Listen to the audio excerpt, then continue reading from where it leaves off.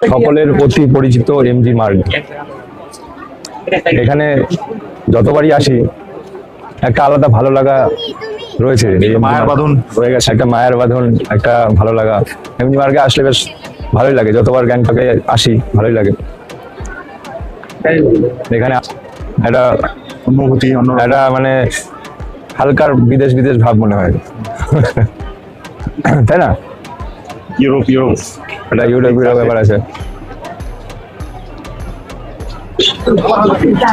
তো এই যে এমজি মার্গ, এখানে এসে এই যে সন্ধ্যেবেলার এই যে ঘুরে বেড়ানো, পাইচারি করা, দোকান দেখা, এর মধ্যে একটা আলাদা রকম মানে ভালো লাগে। গ্যাংটকে এসে এমজি মার্গে ঘুরবো না তা তো হয় না, তাই না?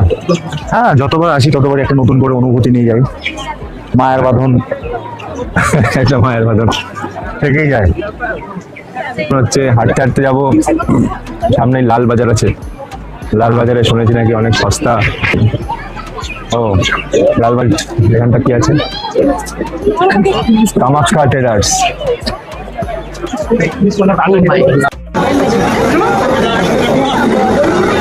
মেল রোডটা একটু ফাঁকা পেয়ে বাচ্চারা তো খুশিতে একদম ছুটোছুটি করতে লাগলো। কি করবে দিশেহারা হয়ে এদিক ওদিক ছুটছিল। খেলার আনন্দে ওদের যেন কোনো জ্ঞানই ছিল না।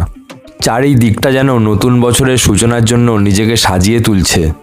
আলো, রং এবং উৎসবের অনুভূতিতে পুরো পরিবেশটাই যেন একটা অন্যরকম লাগছে। এরই মাঝে আমরাও সবার মতো ছবি তুলতে ব্যস্ত। মুহূর্তগুলো ধরে রাখতেই যেন একটা অন্যরকম উত্তেজনা কাজ করছিল আমাদের মধ্যে। আর ওই পাশের বেঞ্চিগুলো পরপর এমনভাবে সাজানো যেন পুরো মেল রোডটাই একটা অন্যরকম সুন্দর পরিবেশ তৈরি করে। বাচ্চারাও খেলনা ক্যামেরা দিয়ে নিজেদের মতো ছবি তুলতে ব্যস্ত। ছবি উঠলো, দারুন।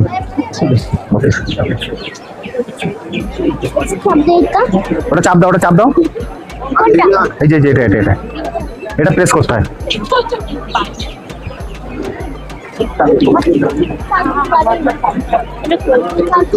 চাপ দাও এইখানটা, এই যে এটা প্রেস করো, এটা প্রেস করো, জোরে চাপ দাও। হ্যাঁ, এটা চাপ দাও। হ্যাঁ, যাও জোরে দাও, জোরে। হ্যাঁ, খিচিক করে। হ্যাঁ, এই তো।